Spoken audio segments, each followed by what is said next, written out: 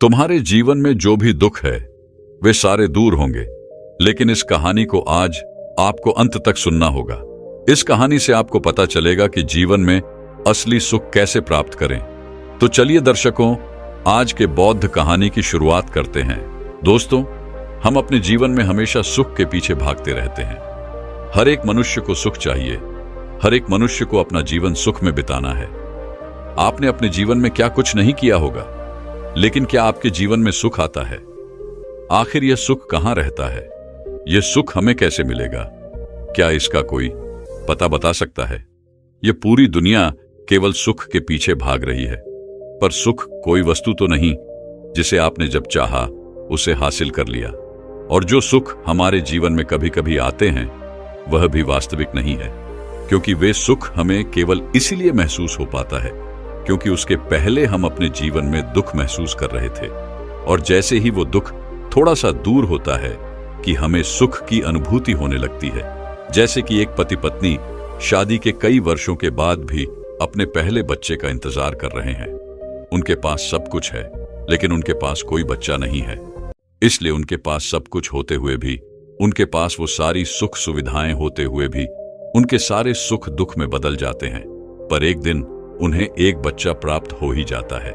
तब वह बहुत खुश हो जाते हैं, वह बहुत सुखी हो जाते हैं, वे सुख का अनुभव करते हैं।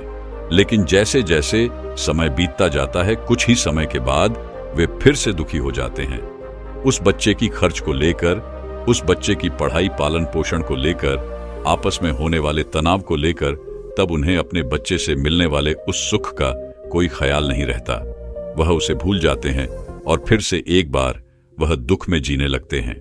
इसी तरह यह पूरी दुनिया सुख के पीछे भागती ही रहती है। पर जब उन्हें सुख मिलता है तो उसे छोड़कर वह दुख को पकड़ लेते हैं। इस पूरे संसार में यदि किसी के पास सबसे कीमती शरीर है तो वह मनुष्य ही है। इस प्रकार से आपको सबसे ज्यादा सुखी होना चाहिए, लेकिन उसके बावजूद भी हम दुखी रहते हैं।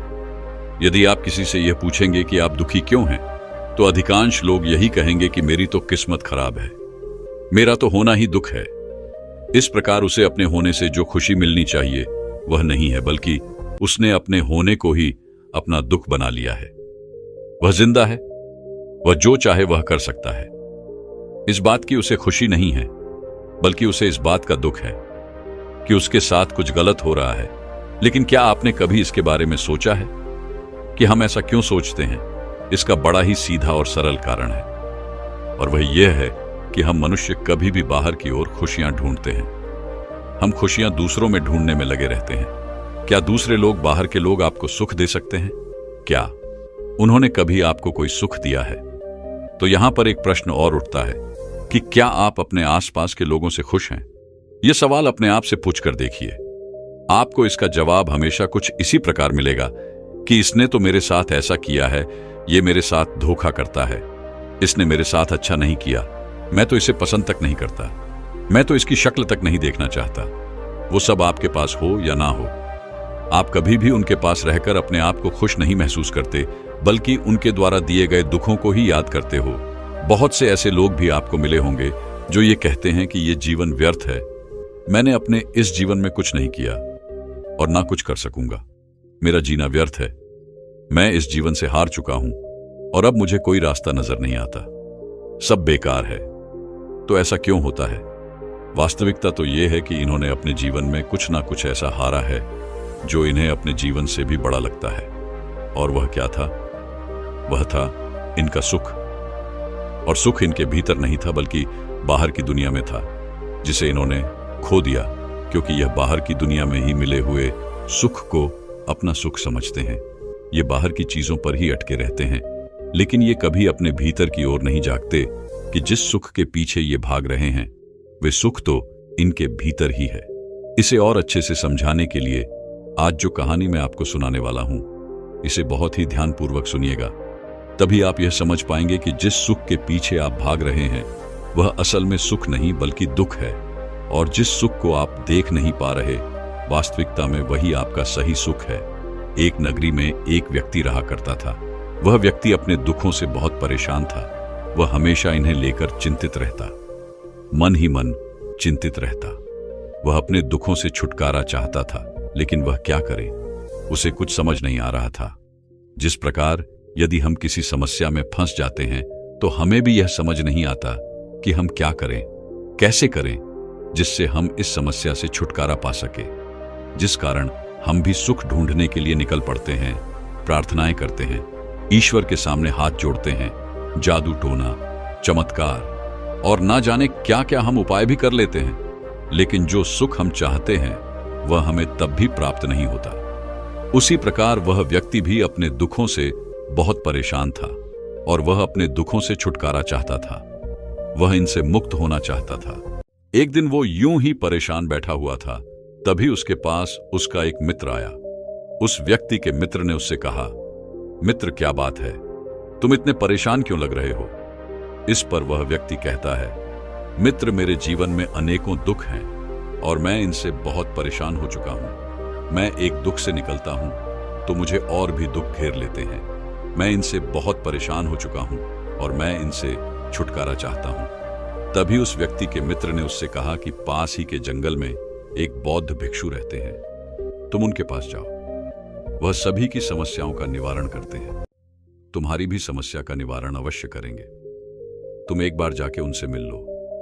वह व्यक्ति अपने मित्र की बात मान अपने मित्र की जाता है और अगले ही दिन वह उन बौद्ध भिक्षु के पास पहुंच जाता है और उनसे कहता है महाराज, मैं बहुत दुखी हूं।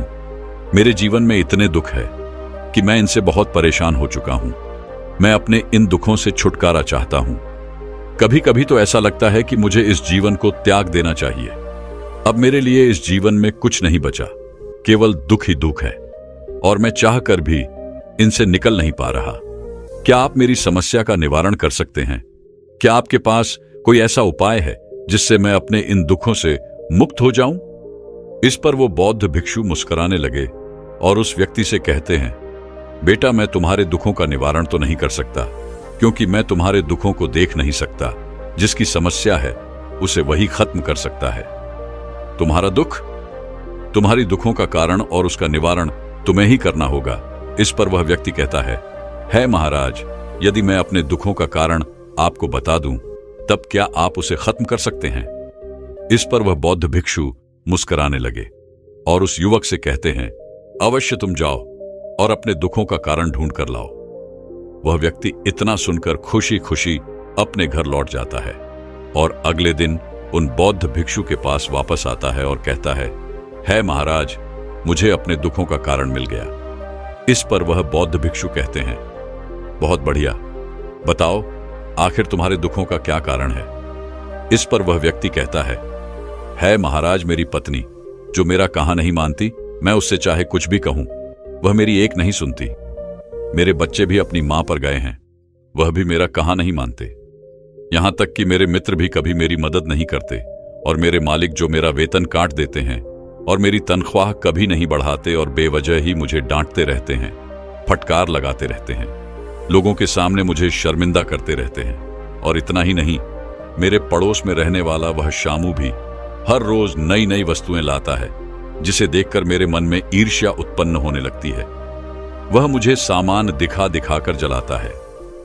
यह बात बौद्ध भिक्षु ने बड़ी ध्यानपूर्वक सुनी और उसके बाद उस युवक से कहते हैं, चलो, तुम्हें तुम्हारे दुखों का कारण तो पता चल गया, अब अपने दुखों का निवारण भी तुम ढूंढ सकते हो।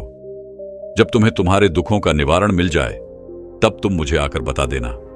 वह व्यक्ति उन बौद्ध भिक्षु की यह बात सुनकर खुशी खुशी वहां से चला जाता है और अगले दिन से वह अपने दुखों का निवारण ढूंढने लगता है। वह हर एक समस्या को बड़ी बारीकी से देखता और समझता है और फिर अगले दिन वो उन बौद्ध भिक्षु के पास वापस पहुंचता है। तभी वो बौद्ध भिक्षु उस व्यक्ति से कहते हैं, क्या तुम्हें तुम्हारे दुखों का निवारण मिल गया? इस पर वह व्यक्ति जोर से हंसते हुए कहता है, हाँ महाराज, मैंने अपने दुखों का निवारण ढूंढ लिया है।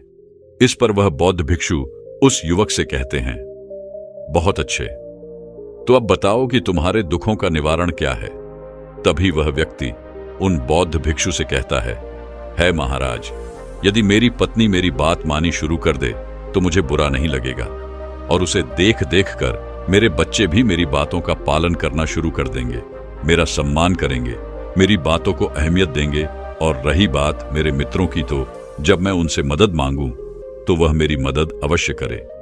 और मेरा मालिक जो मुझे बात बात पर डांटता रहता है, वो मेरे कामों की प्रशंसा करने लगे, मेरा वेतन बढ़ा दे।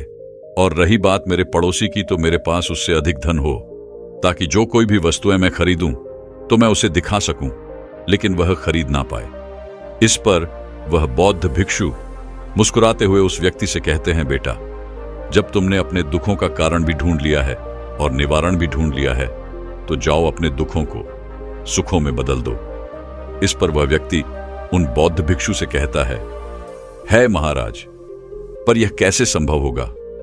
आपने तो मुझे कुछ बताया ही नहीं। जब तक यह संभव नहीं होगा तब तक तो मैं हमेशा दुख में ही रहूंगा। आप मुझे कोई ऐसी विधि बता दीजिए, ऐसा कोई मंत्र दे दीजिए जिससे मेरे दुखों का निवारण हो जाए। मैं जो चाहता हूं बिल्कुल वैसा ही हो। तभी वह बौद्ध भिक्षु उस युवक से कहते हैं, बेटा, जिस प्रकार का निवारण, जिस प्रकार का समाधान तुम चाहते हो, मैं वैसा कुछ नहीं करता, मैं वैसा कुछ कर भी नहीं सकता। तभी वह व्यक्ति उन बौद्ध भिक्षु से कहता है महाराज, मैंने सुना है कि एक तांत्रिक है, उसके पास ऐसी अलौकिक शक्तियां हैं जिसे वह सभी की समस्याओं का समाधान कर सकता है। मेरे मालिक का मन अच्छा कर सकता है, मेरी पत्नी की जबान बंद कर सकता है, मेरे बच्चे मेरी बात मानने लगे ऐसी व्यवस्था कर सकता है, और मेरे पास मेरे पड़ोसी से अधिक धन आ जाए, इसकी भी व्यवस्था वह अवश्य कर देगा। और रही बात मित्रों की, तो वह मेरे मित्रों में मेरा सम्मान बढ़ा देगा, जिससे मेरे मित्र मेरी हर बात मानेंगे और मेरी मदद भी करेंगे। और इसके लिए मुझे कुछ खास करने की आवश्यकता भी नहीं पड़ती। बस उस तांत्रिक को मुझे कुछ सामान देना होता है, कुछ खाने पीने की चीजें, और सब हो जाता है। इस पर वह बौद्ध भिक्षु उस युवक से कहते हैं, पर बेटा, तुमने तो यह सब करके देख लिया है, इससे तुम्हारा कोई लाभ नहीं हुआ। तभी वह व्यक्ति इसके जवाब में कहता है महाराज, मैंने ऐसा कुछ नहीं किया है, वो तो मेरा पड़ोसी है जो उनके पास जाता है। यहां तक कि मेरा मित्र, मेरी पत्नी, मेरे बच्चे और मेरा मालिक भी उन्हीं के पास जाते हैं और अपनी समस्या का समाधान आसानी से करवा लेते हैं। तभी वह बौद्ध भिक्षु उस युवक से कहते हैं, बेटा, जब तुम्हें यह सब पता है कि वह तांत्रिक इतना शक्तिशाली है, तो तुम मेरे पास क्या कर रहे हो? जाओ और अपने दुखों का निवारण कर लो। क्या पता वह तांत्रिक तुम्हारी बात मान ले और तुम्हारा जीवन सुखों से भर दे। वह बौद्ध भिक्षु के मुख से यह बात सुनकर वह व्यक्ति बड़ी प्रसन्नता के साथ वहां से चल पड़ा और उन तांत्रिक के पास पहुंचा। उस तांत्रिक ने उस युवक से कुछ पैसे ऐंठे, कुछ रीति रिवाज करवाए, कुछ मंत्र बताएं और कुछ खाने पीने की चीजें भी ले ली, और उसके बाद कुछ क्रिया करने को कहा जिससे उसका जीवन सुखों से भर जाएगा। उसने उस तांत्रिक की बात मान ली और उसने बिल्कुल वैसा ही किया जैसा कि उसे उसके तांत्रिक ने बताया था। धीरे धीरे ऐसे ही समय बीतता गया और करीबन 6 महीनों के बाद वह वापस उन बौद्ध भिक्षु के पास पहुंचा और उनसे यह कहने लगा, है महाराज, मैंने बहुत कुछ करके देख लिया, लेकिन मुझे अपने दुखों का निवारण नहीं मिल रहा जैसा उस तांत्रिक ने मुझसे कहा था। मैंने वह सब कुछ भी किया, लेकिन मुझे कोई लाभ नहीं हुआ, बल्कि उस तांत्रिक ने तो मुझे लूट लिया, मेरा धन हड़प लिया और मेरी परिस्थितियां पहले जैसी थी आज भी वैसी ही है। अब मैं क्या करूं? मैं पहले जैसे दुखी था, मैं आज भी वैसा ही दुखी हूं। अपनी समस्याओं का निवारण ढूंढ रहा हूं। है महाराज, क्या आप मुझे कोई निवारण दे सकते हैं? क्या आप मेरी कोई समस्या का समाधान कर सकते हैं? इस पर वह बौद्ध भिक्षु जोर से हंस पड़े और कहने लगे, इस संसार में दुख है, पर हम अपने दुखों को नहीं पहचानते, इसीलिए उसका कारण भी नहीं जान पाते। कारण नहीं जान पाते, निवारण भी होना असंभव है। इसलिए अपने आप को पहचानो, अपने आप को जानो, अपने भीतर झांको। तभी वह व्यक्ति उन बौद्ध भिक्षु से कहता है महाराज, पर इसके लिए मुझे क्या करना होगा? तभी वह बौद्ध भिक्षु उस युवक से कहते हैं, जाओ और जिनसे भी तुम्हें तकलीफें हैं, जिनसे भी तुम्हें दुख है, जाओ पहले उनसे पूछो कि क्या तुम्हारे कारण उनके जीवन में कोई दुख है। वह व्यक्ति उन बौद्ध भिक्षु की बात मान लेता है और वापस घर की ओर लौट जाता है। घर पर पहुंचकर वह अपनी पत्नी से कहता है, क्या तुम्हारे जीवन में कोई दुख है? पत्नी ने कहा, मेरे जीवन में केवल एक ही दुख है और वह तुम हो, मगर तुम तो मेरी बात मानते ही नहीं और ना ही तुम मेरी बात मानना चाहते हो, बस अपनी मनवाना चाहते हो। यदि तुम मेरी बात मानना शुरू कर दो तो मैं तुम्हें वचन देती हूं कि हम दोनों का जीवन स्वर्ग बन जाएगा। वह अपनी पत्नी की यह बात सुनकर वहां से चला गया और अपने बच्चों के पास पहुंचा। वह उनसे कहता है, बच्चों, क्या तुम्हारे जीवन में कोई दुख है? बच्चों ने कहा, हां, हमारे जीवन में एक बहुत बड़ा दुख है और वह है आप। यदि आप हमें रोकना टोकना बंद कर दें और हमें वह करने दे जो हम करना चाहते हैं तो हमारा जीवन सुखों से भर जाएगा और हम वह चीजें कर पाएंगे जिसके लिए हम बने हैं। अपने बच्चों के मुख से ये सारी बातें सुनकर वह वहां से चला गया और अपने मित्रों के पास पहुंचा और उनसे पूछने लगा, मित्रों, क्या तुम्हारे जीवन में मेरी वजह से कोई दुख है? इस पर उसके सभी मित्रों ने यही कहा, हमारे जीवन में तुम्हारी वजह से ही दुख है, क्योंकि तुम हमारी बात नहीं मानना चाहते, हमारा सम्मान नहीं करते, हमारे साथ रहना नहीं चाहते। हम जो भी तुमसे कहते हैं तुम उस पर केवल बहस करते हो और अपनी ही मनवाने में लगे रहते हो। वह अपने मित्रों की यह बात सुनकर वहां से चल पड़ा और अपने पड़ोसी के पास पहुंचा और उसे कहने लगा, मित्र, क्या तुम्हारे जीवन में मेरी वजह से कोई दुख है? तभी उसका पड़ोसी भी उसे कहता है, हां, तुम्हारा होना ही मेरे लिए सबसे बड़ा दुख है। हम किस हाल में, इससे तुम्हें कोई फर्क नहीं पड़ता, तुम्हें तो केवल अपनी खुशी पसंद है। जब तुम खुश होते हो तो मैं दुखी रहता हूं, तुमसे मुझे ईर्ष्या होती है, तुमसे मुझे जलन होती है। तुम इतने खुश कैसे रहते हो जबकि तुम्हारे पास मुझसे कम धन है, जबकि तुम्हारे पास वह सारी सुख सुविधाएं भी नहीं है? फिर तुम अपने जीवन में खुश कैसे हो? वहां जाकर उसे यह पता चला उसका पड़ोसी उसके खुश होने से दुखी है, जबकि वह तो खुद ही मन दुखी रहता है। सभी लोगों की बात सुनने के बाद वह अपने मालिक के पास पहुंचा और उनसे भी उसने यही सवाल किया। इस पर उसका मालिक चिल्लाते हुए उसे कहता है, तुम बिल्कुल मूर्ख हो, तुम्हें कोई काम ढंग से नहीं आता। एक तो तुम समय पर नहीं आते हो और दूसरा तुम कोई काम भी ढंग से नहीं करते और उस पर भी तुमको तनख्वाह बढ़ाकर चाहिए। तुम्हारी एक बहुत बुरी आदत है, तुम कभी किसी की बात नहीं मानते। मैं तुमसे कितना भी कहूं लेकिन तुम मेरे कभी किसी काम को समय पर नहीं करते हो और ना ही तुम अपने काम को सही ढंग से कर पाते हो। अपने मालिक के मुख से यह सारी बातें सुनकर चुपचाप वह निराश होकर उन बौद्ध भिक्षु के पास वापस लौटा और दोनों हाथ जोड़कर वो उनसे कहने लगा, है महाराज, मुझे तो लगता था कि मेरे जीवन में दुखों का कारण वह लोग हैं जिनके साथ मैं रहता हूं, लेकिन मुझे तो अब यह पता चल रहा है कि मैं उन लोगों के दुखों का कारण हूं। यह बात मुझे कुछ समझ नहीं आ रही, आखिर यह कैसे हुआ? तभी वह बौद्ध भिक्षु उस युवक से कहते हैं, बेटा, इस संसार में हर एक व्यक्ति, हर एक मनुष्य एक दूसरे के सुख और दुख का कारण बना हुआ है, क्योंकि हमारे दुख और सुख दूसरों पर निर्भर होते हैं। यदि तुम्हारी पत्नी अच्छे से मुस्कुराकर बात कर ले तो इस पर तुम खुश हो जाते हो, तुम्हारी बात मान ले तो तुम अपने आप को सुखी महसूस करते हो, बच्चे तुम्हारी बात मान ले तो तुम खुश हो जाते हो। लेकिन वही दूसरी तरफ अगर वो अपनी बात पर अड़ जाए तो तुम दुखी हो जाते हो। कोई हमारी प्रशंसा करे तो हमें खुशी मिलती है और कोई हमारी बुराई कर दे तो हमें दुख होता है। तो हमारे दुखों और सुखों का कारण हम नहीं बल्कि वह दूसरे लोग हैं, क्योंकि हमने अपने जीवन की दौड़ उनके हाथों में सौंप दी है। वो जब चाहे, जैसा हमें वैसा अनुभव करा सकते हैं, अपनी उंगलियों पर हमें नचा सकते हैं। अगर तुम इन बातों को छोड़ दो तो क्या तुम्हारे जीवन में कोई दुख है? उन बौद्ध भिक्षु की इस बात को सुनकर वह व्यक्ति कुछ देर के लिए चुपचाप यूं ही खड़ा रहा। काफी देर सोच विचार करने के बाद उसने उन बौद्ध भिक्षु से कहा, नहीं गुरुवर, वैसे तो मेरे जीवन में कोई दुख नहीं है, लेकिन अब मेरे मन में एक सवाल है। आप जो कह रहे हैं कि मैं उन लोगों की वजह से दुखी हूं जो मेरे साथ है, तो इसका अर्थ क्या है? क्या मैं उनका साथ छोड़ दूं? तभी वह बौद्ध भिक्षु एक बार फिर मुस्कुराने लगे और उस व्यक्ति से कहते हैं, चलो मुझे तुम्हें कुछ दिखाना है। इतना कहकर तो बौद्ध भिक्षु उस व्यक्ति को एक तालाब के किनारे ले गए और फिर कहने लगे, क्या तुम्हें इस तालाब में सब कुछ साफ साफ दिखाई पड़ रहा है? क्या तुम अपने आप को साफ साफ देख पा रहे हो? इस पर वह व्यक्ति कहता है, हाँ महाराज, मैं अपने आप को साफ साफ और स्पष्ट देख पा रहा हूं। तभी वह गुरुर उस व्यक्ति के पास आए और उन्होंने उस पानी को थोड़ा सा हिला दिया। उस पानी में थोड़ी हलचल मचा दी और कहने लगे, यह वह दुख है जो तुम्हारी पत्नी ने तुम्हें दिया है, और यह वही दुख है जो तुम अपनी पत्नी को दे रहे हो।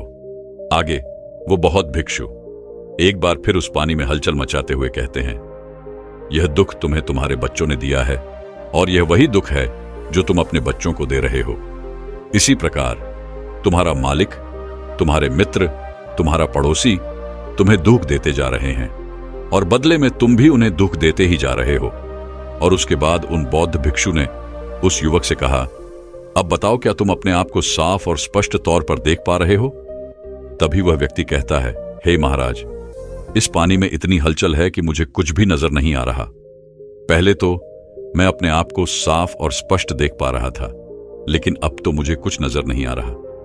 तभी वो बौद्ध भिक्षु उस युवक से कहते हैं, बेटा, हमारे दुख भी कुछ इसी प्रकार से हम पर हावी हो जाते हैं, और जब वह हम पर हावी होते हैं तो हमें कुछ नहीं दिखाई पड़ता। हमें तो केवल वह दुख नजर आता है जिसके कारण हम दुखी हैं, और उसके कारण हम अंदर से पूरी तरह से टूट जाते हैं। हमारा मनोबल पूरी तरह से टूट जाता है। हमारा मन दुखों और कष्टों से भर जाता है। हम अपने आप को देख ही नहीं पाते, बस दुखों को देखते रह जाते हैं। और हम देखे भी तो कैसे हमने जो दुख दूसरों को दिए हैं, उसके बदले में हमें भी तो वह दुख मिलेंगे ही। अर्थात उस पानी में जो हलचल हमने मचाई है, वह हलचल तो तेज होती ही चली जाएगी। वास्तविक तौर पर हम अपने अहंकार की संतुष्टि प्रदान करने के लिए यह सब कुछ करते रहते हैं, क्योंकि हमें किसी के सामने झुकना नहीं है, किसी की बात माननी नहीं है, कि हमें तो केवल अपनी बात माननी है। और ऐसे समय पर हम शांत रहना भूल जाते हैं। तब इसी प्रकार की लहरें लगातार पानी में उड़ती रहती हैं, और वह हमें पूरी तरह से ढक लेती है, जिस कारण हम ऐसे ही दुखों में घिरे रहते हैं। और ऐसा भी नहीं है कि यह लहरें रुकती नहीं है। जब पानी में कोई हलचल ना हो, किसी प्रकार की कोई क्रिया ना हो, तो यह लहरें खुद ब खुद रुक जाती हैं। जब सुख की हवा चलती है, जब सुख की अनुभूति होती है, लेकिन यह कितनी देर के लिए रहती है। जैसे ही एक फिर हवा बहती है, तो फिर इस पानी में एक और लहर उठ पड़ती है, जिस कारण हमारा मन साफ नहीं हो पाता। और इसी कारणवश ना तो हम अपने आप को समझ पाते हैं और ना ही देख पाते हैं। तभी बौद्ध भिक्षु आगे उस युवा से कहते हैं, बेटा, रुक जाओ, कुछ देर के लिए इस पानी को ठहरने दो। जब वह पानी ठहर गया, उसके बाद उन बौद्ध भिक्षु ने एक बार फिर उस युवक से कहा, अब क्या तुम इस पानी में अपने आप को देख पा रहे हो? इस पर वह व्यक्ति कहता है, हाँ महाराज, अब मैं साफ साफ और स्पष्ट तौर पर अपने आप को देख पा रहा हूं। तभी वह बौद्ध भिक्षु उस युवक से कहते हैं, बेटा, ठीक इसी प्रकार जब तुम्हारे मन की तादाद में हलचल होती है, तो इसी प्रकार लहरें उठने लगती हैं। लेकिन तब तुम्हें धैर्य रखना चाहिए, ताकि यह लहरें शांत हो सकें और तुम साफ साफ देख सको कि तुम कोई दुखी व्यक्ति नहीं हो, तुम तो सुखी हो, क्योंकि तुम्हारे भीतर शांति है। लेकिन जब तुम अपने अहंकार को साबित करने के लिए बाहर की दुनिया में लड़ पड़ते हो, यह दिखाने के लिए कि तुम श्रेष्ठ हो और तुमसे और कोई नहीं, तो ये लहरें तेज हो जाती हैं, और ये लहरें इतनी तीव्र हो जाती हैं कि फिर इसके अंदर कुछ भी देख पाना असंभव हो जाता है। और तब तुम्हें दुखों का एहसास होता है, और तुम्हारा पूरा जीवन इन्हीं लहरों में बहता चला जाता है। तुम अपने जीवन में उलझ कर रह जाते हो, इसे कभी शांत करने का प्रयास नहीं करते। उन बौद्ध भिक्षु की ये सारी बातें सुनकर उस व्यक्ति को अपनी गलती का एहसास हो चुका था। उसने उन बौद्ध भिक्षु को प्रणाम किया और वापस अपने घर की ओर लौट गया। इसके बाद से उसकी पत्नी, उसके बच्चे, उसके मित्र, उसका पड़ोसी, यहां तक कि उसके मालिक भी जो कुछ उससे कहते थे, वो उन सब की बातें बड़ी सरलता और सहजता से स्वीकार कर लेता था, जिस कारण उसका मन कभी विचलित नहीं होता था। उसने अपनी हर समस्या का समाधान मुस्कुराते हुए किया। दोस्तों, हमारे जीवन में भी कुछ ऐसा ही होता है। हमारे दुख हमारे कारण नहीं है, ये हमेशा दूसरों के साथ उलझन से पैदा होते हैं। अगर हम अपने आप को भीतर से शांत रखें, भीतर से सुखी रखें, तो फिर बाहर चाहे जैसे भी परिस्थितियां क्यों ना हो, हम हमेशा खुशी नजर आएंगे। हम हमेशा सुखी ही नजर आएंगे, और अगर हमारे भीतर ही सैलाब उमड़ा है तो फिर हम चाहकर भी शांत नहीं रह सकते, हम चाहकर भी सुखी नजर नहीं आ सकते। और इन दुखों से बचने का एकमात्र उपाय है कि आप भीतर से मौन रहें, शांत रहें, खुश रहें, अपने आप को पहचानें, अपने आप को समझें, जिससे आपका मन किसी भी परिस्थिति में विचलित नहीं होगा और आप इन दुखों से हमेशा के लिए दूर रह पाएंगे। यदि आपके घर का आपके सगे संबंधी या फिर आपके कोई रिश्तेदार आपकी बातें नहीं मानता तो नाराज ना हो, क्योंकि यदि आप नाराज हो जाते हैं तो इसका अर्थ यह है कि आपके भीतर वह लहरें उठ रही हैं और वह एक ना एक दिन सैलाब स्वरूप अवश्य ले लेंगी। और यही हम में से अधिकांशतः लोग करते हैं, क्योंकि हमें तो दुखों की आदत है, हमें तो दुखों में रहना ही अच्छा लगता है। आपने यह भी सुना होगा कि आपसे किसी ने यह अवश्य कहा होगा कि मैं अभी खुश हूं लेकिन बाद में मुझे रोना पड़ेगा, क्योंकि उन्होंने पहले से यह तय कर लिया है कि वह अपने जीवन में दुख लाने वाले हैं और हमें इसमें ही आनंद आता है, मजा आता है। फिर हम कहते हैं कि मैं तो बहुत दुखी